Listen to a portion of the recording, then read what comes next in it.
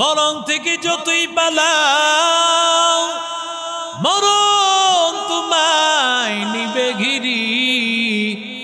যদিও সুদূর আকাশ পানে লুকাও সেথায় লাগিয়ে সিঁড়ি। নদী পথে নৌকা চালাও কেরে মাঝি ভাই, বেলা ডুবার আগে আমি ওপার উঠতে চাই। ডুবে গেলে বেলা রে আর উঠে না, ভেঙে গেলে মেলা রে আর জমে না। এরে নবীর আশিক উম্মতির দল, আল্লাহ তাআলা বলেন আমি এই জন্যই ঝিনুকের মধ্যে এত দামি সম্পদ কেন দিয়েছি। 2 নম্বর কারণ হলো ঝিনুক চেয়েছে আল্লাহর কাছে। আত্মশুদ্ধির 2 নম্বর উপায় হলো চাইতে হবে কার কাছে? 3 নম্বর হলো অল্পে সন্তুষ্টি থাকা, আরো চাই আরো চাই আরো চাই। কিছু মানুষ আছে হালমিম মাজিদ, আরো চাই আরো চাই। 10 তলা বিল্ডিং আছে, আরো 10 তলা আমার লাগবে। একটা মেল আছে আর একটা লাগবে, দোকান একটা আছে আরো লাগবে। আরো চাই আরো চাই। আল্লাহর নবী বলেন তোমার পেটটা ভরবে না যতক্ষণ না পর্যন্ত লাইয়ামলা ফাহু ইল্লা তুরাব, বনি আদমের পেটটা কবরের মাটি ছাড়া কোনোদিন ভরতে পারবে না। আরো চাই আরো চাই, কত যে চায়, চাওয়ার শেষ নাই। ঝিনুক একটা ফোঁটা পানি নিয়া সাথে সাথে চলে যায়। ঝিনুক বলে না আমার আরো লাগবে।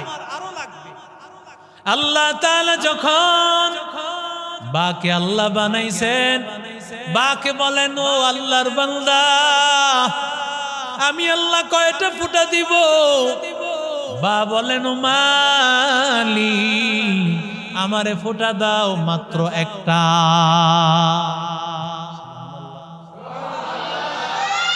বা বলতে পারতো আল্লাহ যত সংখ্যায় যত হইতে পারে অত পরিমাণ দিয়ে দাও, ঠিক কিনা কর?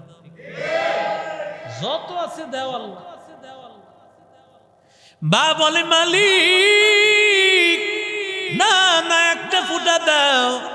আল্লাহ বলে বা একটা ফোঁটা চাইলা কেন? বা বলে কুল হুয়াল্লাহু আহাদ আল্লাহুস সামাদ লাম ইয়ালিদ ওয়া লাম ইউলাদ ওয়া লাম ইয়াকুল লাহু কুফুয়ান আহাদ। লাম ইয়ালিদ লাম ইউলাদ লা ইয়াখাস ওয়ালিদ মাওলুদেরা খালিকাস। লাম ইয়ালিদ লাম ইউলাদ লা ইয়াখাস খালিকাস ওয়ালিদ মাওলুদেরা লা ইয়াখাস। আল্লাহর বান্দা বা ডাক দিয়া বলে আল্লাহ কেন একটা নুক্তা চেয়েছি? কারণ তুমি আল্লাহ তো হলো একজন। আল্লাহ তুমি আল্লাহ এক। আল্লাহ তোমার কোনো আকার নাই, কোনো ছেলে নাই, মেয়ে নাই, বিবি নাই। এই জন্য আল্লাহ আমি এক চাইছি, কারণ তুমি আল্লাহ এক। তুমি কোনো শরীক পছন্দ করো না আল্লাহ, এই জন্য আমি আর চাই না, একটাই চেয়েছি। আল্লাহ ডাক দিয়া বলে রে বা আমি আল্লাহ এক। তুমি বান্দা একের উপর সন্তুষ্ট আছো, আমি আল্লাহর উপর সন্তুষ্ট আছো। বেশি চাও নাই, আমি আল্লাহ তাআলার মহব্বত আর ভালোবাসায় অল্পে সন্তুষ্ট থেকেছো। আমি আল্লাহর ভালোবাসায় আমি আল্লাহ তোমার স্থানটা কোরআনের সর্বপ্রথম হরফে দিয়ে দিলাম। অন্তরের অনেক রোগের প্রধান এই 4টা রোগ। قد أفلح من تزكى وذكر اسم ربه فصلى بل تؤثرون الحياة الدنيا والآخرة خير وأبقى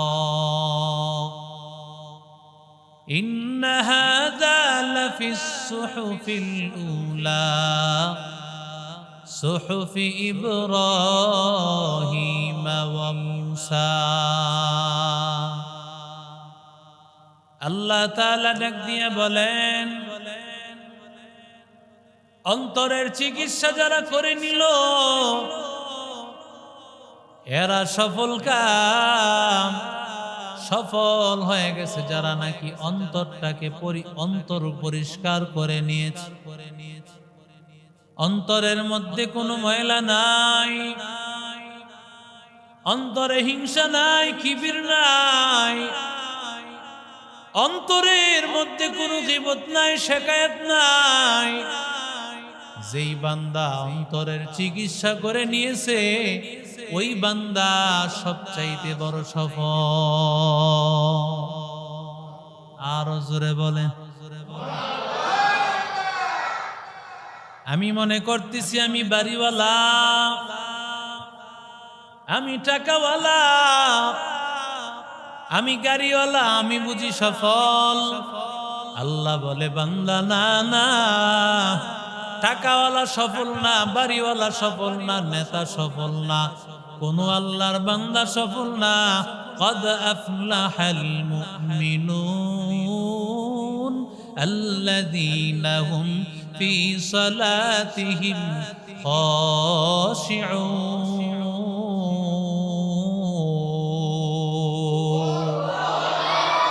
حقیقت سے تو دنیا بے خبر ہے، دنیا کی نمائش پر نظر ہے، نمی گویم کہ از دنیا جدا باش، بہر کرے کہ باشی با خدا باش، چست دنیا از خدا غافل بودن، میخوام عاشق نقره پر زندزار। বাড়িওয়ালা সফল না, তুমি মনে করতেছো বড় বড় বিল্ডিং এর মালিক সফল, গাড়িওয়ালা সফল, টাকাওয়ালা সফল। ওরে বান্দা না না, একমাত্র সফল তো হলো মুমিন যে নামাজ পড়বে, অনর্থক কাজ করবে না, যাকাত আদায় করবে। আর আল্লাহ বলেন কদ আফলাহা মান তাযাক্কা, যেই বান্দা নাকি দিলটাকে পরিশুদ্ধ করে নিবে ওই বান্দা একমাত্র আল্লাহর দরবারে সফল। আউলিয়ারা কারে উকবা ইখতিয়ার, জাহেলারা কারে দুনিয়া ইখতিয়ার। মাইলে মোমেন সোয়ে মোমেন মিশাওয়াত, মাইলে কাফির সোয়ে কাফির মিশাওয়াত। এক জমানা সোহবতে বা আউলিয়া বেহতর আজ 7 সাল তাআত বেরিয়া। এরে নবীর আশিক উম্মতের দল, আত্মাটাকে পরিশুদ্ধ করার জন্য 4টা উপায় উলামায়ে কেরাম বলেছে। 1 নম্বর উপায়, কলবটাকে যদি ভালো করতে হয় 1 নম্বর উপায় বান্দা সব সময় বান্দা কথা কম বলতে হবে, চুপ থাকতে হবে। যদি কাজের কথা হয়, কোরআনের কথা হয়, আমলের কথা হয়, তাহলে বলবা, অনর্থক কথা বান্দা তুমি বলবা না। কথা বলেন না, কারণ আল্লাহ বলেন ওয়াল্লাযীনা হুম আনিল লাগwi মুরিদুন।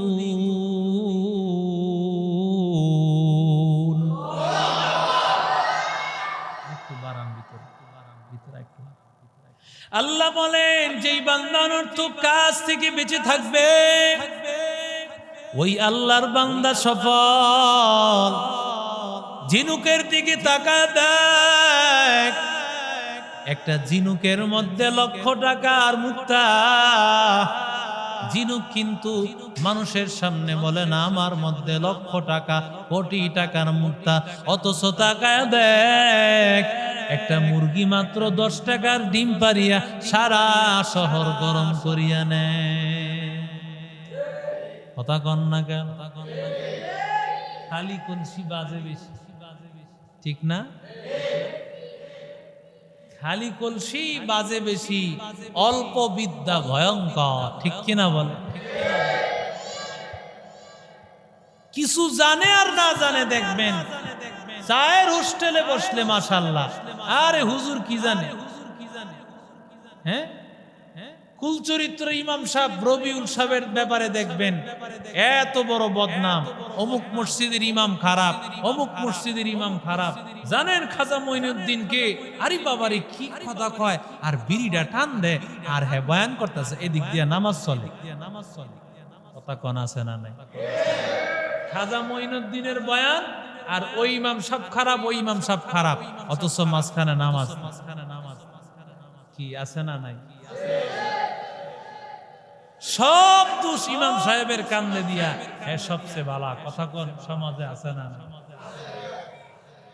ইমাম সাহেব গ্রাম দেশে দেখবেন মুসল্লি সংখ্যা নাই, শহরেও তো এখন তালাশ করা ফজরে মাশাআল্লাহ দিলে অনেক সময় 2-3 জন নামাজ পড়া আছে না? মাঝে মধ্যে বৃষ্টি আসলে দেখবেন ইমাম আর মুয়াজ্জিন, এটা শহরে অনেক সময় পাওয়া যায়। তো গ্রাম দেশ ইমাম সাহেব খোলামেলা জায়গা, চতুর্দিক দিয়া বাতাস, বেড়া টেরা নাই, এমন মসজিদ অনেক দেখছি আমি। সারা দেশ ঘুরাইছে তো আল্লাহ, বহুত মসজিদ দেখছি। তো সব দিকে ঘোরা একেবারে পরিষ্কার, এদিক দিয়েও কিছু না এদিক দিয়েও কিছু না। ইমাম সাহেব কয়, মুয়াজ্জিন সাহেব কইতেছে হুজুর পিছনে আমি একলা একলা, ভয় লাগে কোন সময় কে টান দিয়া লয়ে যায়, বাতাস কোন সময় উড়ায় লয়ে যায়। কয় দেখ মুসল্লি টুসল্লি পাসনি, তালাশ করে দেখ পাস। এখন বাইরে গিয়া দাঁড়াইছে, দেহে মুতাওয়াল্লি সাহেবের পোলা যায় বিপ্লব ভাই।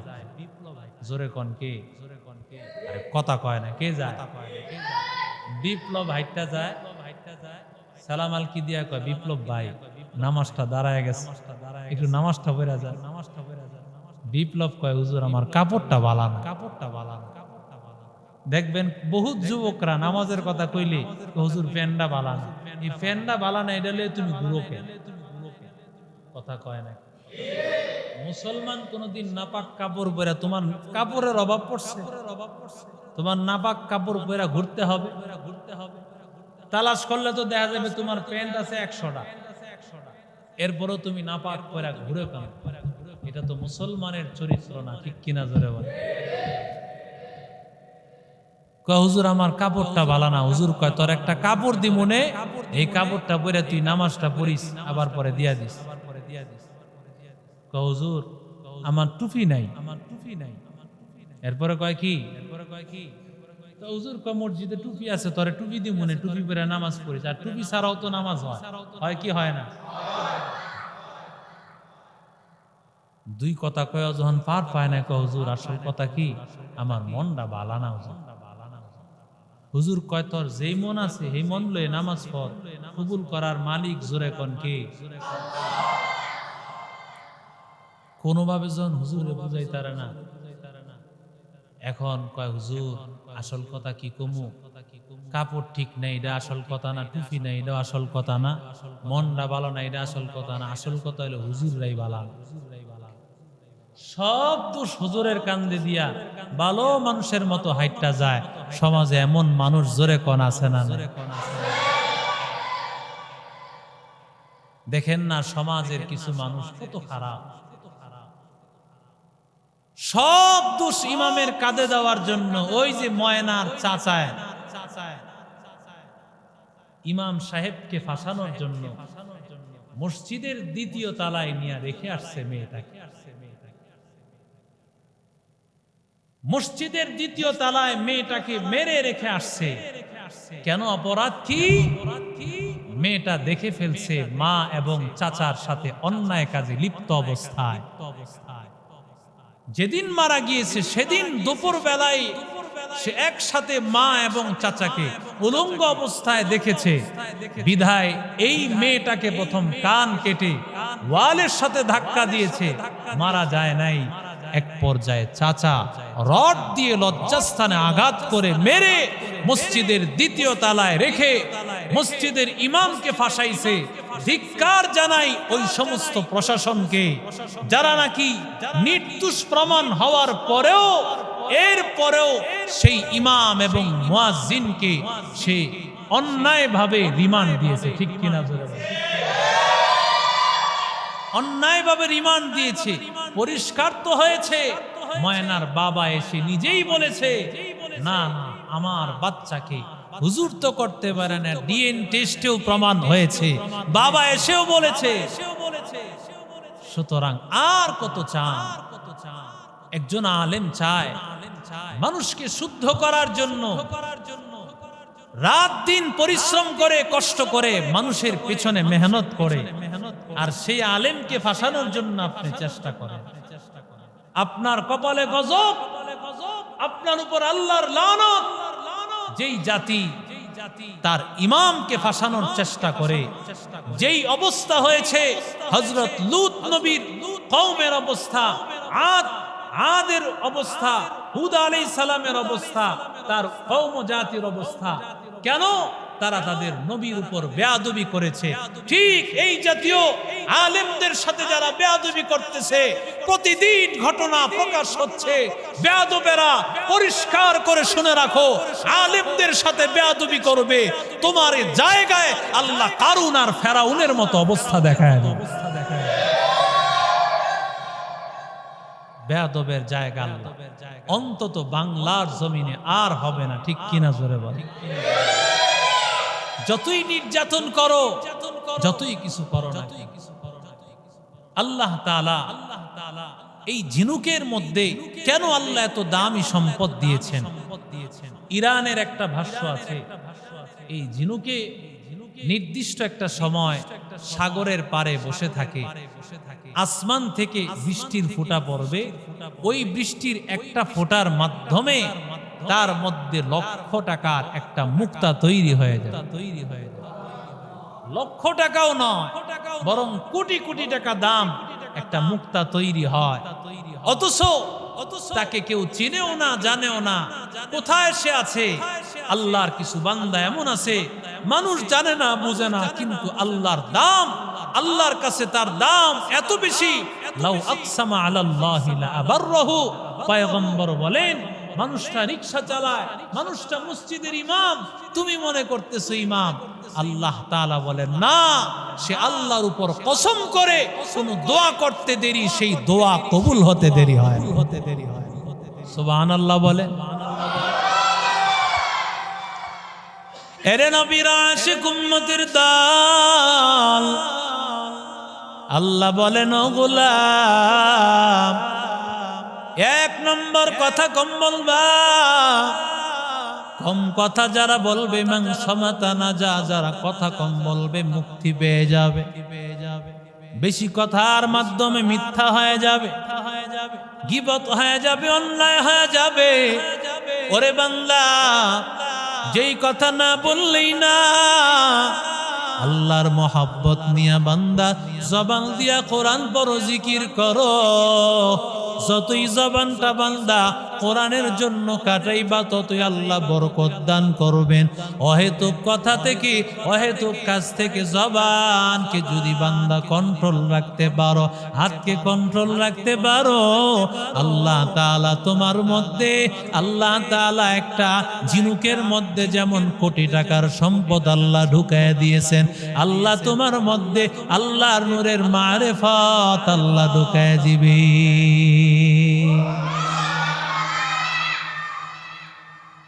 এরে আল্লাহর গোলাম যুবক, দুই নম্বর কারণ রে গোলাম, এই সাগরের মধ্যে ঝিনুক থাকে, সাগরের মধ্যে পানি আছে না নাই?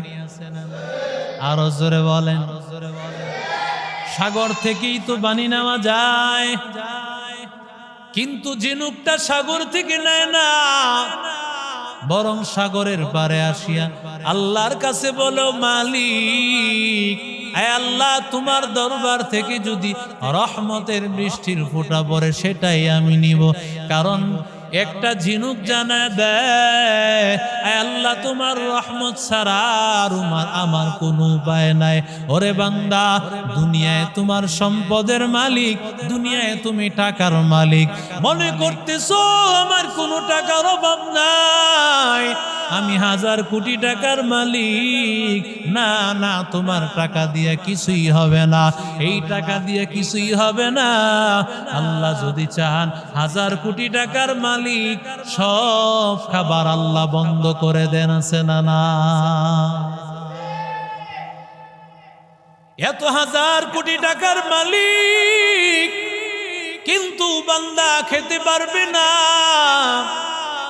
আল্লাহ বলেন 1000 আইটেমের খাবার, কিন্তু সাগুদানা ছাড়া কোনো খাবার খেতে পারবা না। কেন বান্দা? কারণ আল্লাহ তাআলা একমাত্র কুদরতওয়ালা আল্লাহ, যে আল্লাহ চাইলেই বান্দা পারবা, না চাইলে বান্দা পারবা না।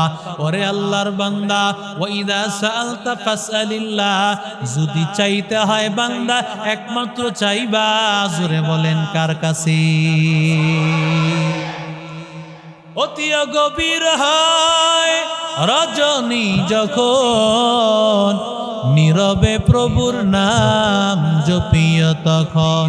প্রভুর করুণা যদি পাইবারে চাও, গভীর রাতে উঠে প্রভুর গুণগান গাও, গভীর রাতে উঠে প্রভুর গুণগান গাও।